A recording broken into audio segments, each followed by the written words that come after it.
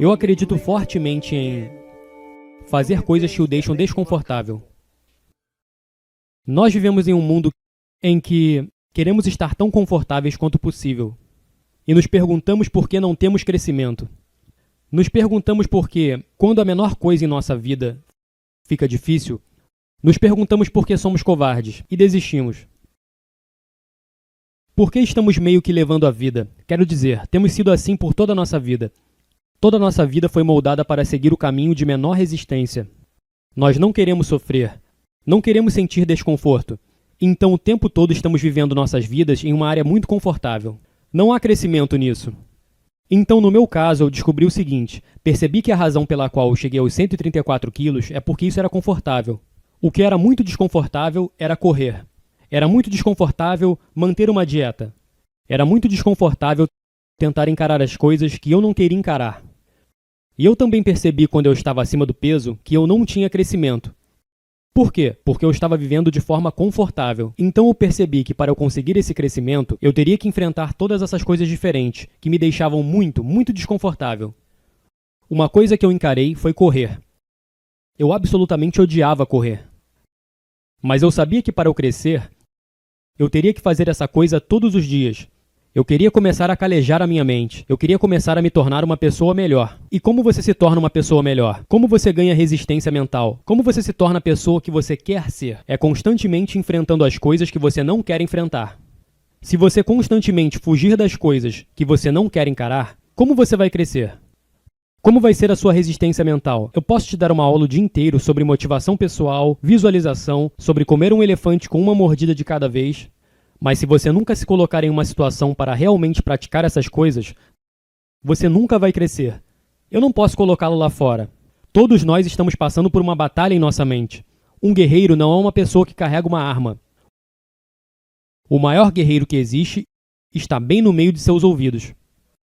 Está em sua mente. Todos nós estamos passando por uma guerra em nossa mente. E temos que calejar a nossa mente para lutar essa guerra e para vencer essa guerra. Então, vou te dar um exemplo sobre calejar sua mente e sobre fazer as coisas que te deixam desconfortável. Há um livro chamado Sobrevivente Solitário, e é de um cara chamado Marcus Luttrell. Ele estava numa operação onde vários caras morreram. E eu conhecia todos os caras que morreram. Então, Marcus Luttrell contou isso muito bem. Essa história tocou meu coração. E eu basicamente encontrei uma fundação para arrecadar dinheiro para ela. É chamada de Fundação Guerreiro de Operações Especiais. Você arrecada uma quantia em dinheiro para... Digamos que seu pai morreu na guerra. Ele era um operador especial. Se esse cara tem um filho, 100% desse dinheiro seria revertido para ele fazer uma faculdade. Uma grande fundação, há grandes pessoas trabalhando nessa fundação. Então eu decidi fazer isso. Então eu pesquisei no Google as 10 corridas mais difíceis do mundo. E nesse momento da minha vida, eu não era um corredor. Talvez eu tivesse corrido 10 milhas no ano inteiro. Eu estava no fisiculturismo, eu fazia musculação, mas foi isso que eu fiz. Então, eu pesquisei as 10 corridas mais difíceis do mundo, e a que surgiu como a número 1 foi uma corrida chamada Badwater 135, uma corrida de 135 milhas pelo Vale da Morte no verão. Então, eu queria entrar nessa corrida. Eu pensei que era realmente uma corrida com intervalos. Eu pensei que era uma corrida onde você corria algo como 20 milhas, montava um acampamento e então corria 20 milhas no dia seguinte. Eu não conhecia ninguém que houvesse corrido 100 milhas ou 135 milhas de uma só vez. Bem, eu nem sabia se isso era possível. Eu nunca tinha corrido uma maratona. Então, eu liguei para o diretor de corrida. O nome dele era Chris Kausman. E eu liguei para ele na quarta-feira. E isso foi em novembro. Ele disse: David, para você se classificar para essa corrida, você tem que completar 100 milhas. E eu perguntei: 100 milhas durante um ano? Eu não sabia do que se tratava. Ele disse: não, 100 milhas em 24 horas ou menos. E eu pensei que isso era humanamente impossível. Ele disse: você tem que fazer isso em 24 horas ou menos para eu admitir você na minha corrida. Ele disse: há uma corrida nesse sábado. E quando eu liguei para ele, faltavam 4 dias para acontecer essa corrida. E eu só havia corrido 10 milhas durante o ano todo. Então ele disse: se você se classificar, se você fizer 100 milhas em 24 horas ou menos, eu posso inscrevê-lo na minha corrida. Então, 4 dias depois, eu estava lá em San Diego. E a corrida foi chamada de San Diego em um dia. Você corre por 24 horas, em torno de uma pista de 1 milha, por 24 horas, para ver quantas milhas você consegue concluir. Então eu fui até lá, e eu não sabia o que estava fazendo. Levei meu shake e uns biscoitos. Eu tinha uma cadeira de praia azul. Isso era tudo que eu tinha. E eu teria que me superar a cada milha percorrida. E eu estava tomando shake e comendo biscoito creme cracker. Não tinha água, não tinha nada. Então lá pela milha 20, eu não estava me sentindo muito mal. Em torno da milha 30, eu comecei a sentir minhas canelas começarem a ficar extremamente doloridas. E eu comecei a desenvolver fratura por estresse, a canela trincando. Eu comecei a sentir os metatarsos dos meus pés começando a quebrar, em torno da milha 50. Na milha 70, eu estava totalmente destruído. E eu me sentei nessa cadeira de praia azul. E eu estava destruído. Foi quando uma pessoa maior surgiu aqui. Eu não sei exatamente quanto eu pesava, mas eu estava extremamente grande. Eu era um levantador de peso. Eu levantava muitos pesos, mas eu não era um atleta de resistência, de jeito nenhum. Então eu sentei nessa cadeira de praia azul, sem forças, e eu literalmente não pude levantar. Eu estava destruído. E eu não era capaz de ir ao banheiro. Bem, eu não conseguia me levantar para ir ao banheiro. Então eu sentei lá e fiz meu próprio banheiro. Eu estava destruído. E eu estava ficando sem cor, estava pálido, eu estava tonto, enjoado. Eu estava na pior forma da minha vida inteira. Eu estive em 3 Hell Weeks, Ranger School, todos esses diferentes programas de treinamento. E essa foi a pior situação em que estive em toda a minha vida. Eu pensei que estava literalmente morrendo. E tudo que eu conseguia pensar era, como é que eu posso sair dessa cadeira? Eu tenho 30 milhas para terminar.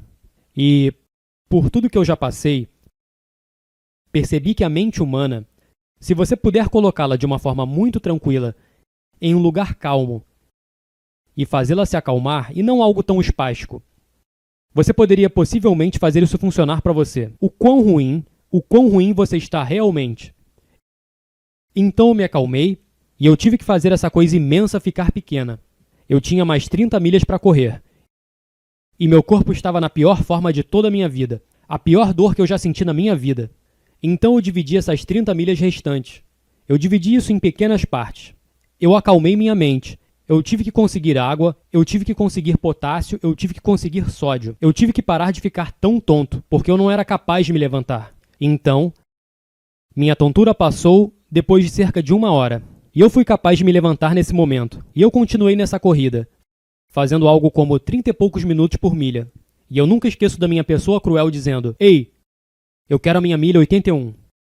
Eles disseram que você não vai conseguir terminar a tempo. Eu tinha 24 horas e eu estava indo tão devagar, levando muito tempo. Foi aí que eu percebi que na mente humana, uma vez que tudo se conecta, uma vez que a mente sabe que você não vai desistir de algo, ela vai tentar encontrar mais. Ela vai tentar te dar mais. Uma vez que a mente percebe que você não vai seguir o caminho de menor resistência, que você vai ficar aqui até terminar, minha mente, meu corpo e meu espírito se tornaram um pela primeira vez. Pela primeira vez eles se tornaram um. E eu cheguei a um nível que eu nunca pensei que fosse humanamente possível para mim, ou para qualquer outra pessoa. Nesse estado em que eu me encontrava, eu fui capaz de correr as 19 milhas restantes. E eu corri as 19 milhas até as 100 milhas. E eu ainda corri 1 milha extra. E eu completei 101 milhas em 18 horas e 56 minutos. Eu superei tantos obstáculos na minha vida. E esse foi o desafio mais sacrificante para mim. E eu superei isso. E no final dessa corrida houve muita clareza para mim. Que essa tinha sido a coisa mais incrível que eu já fiz na vida.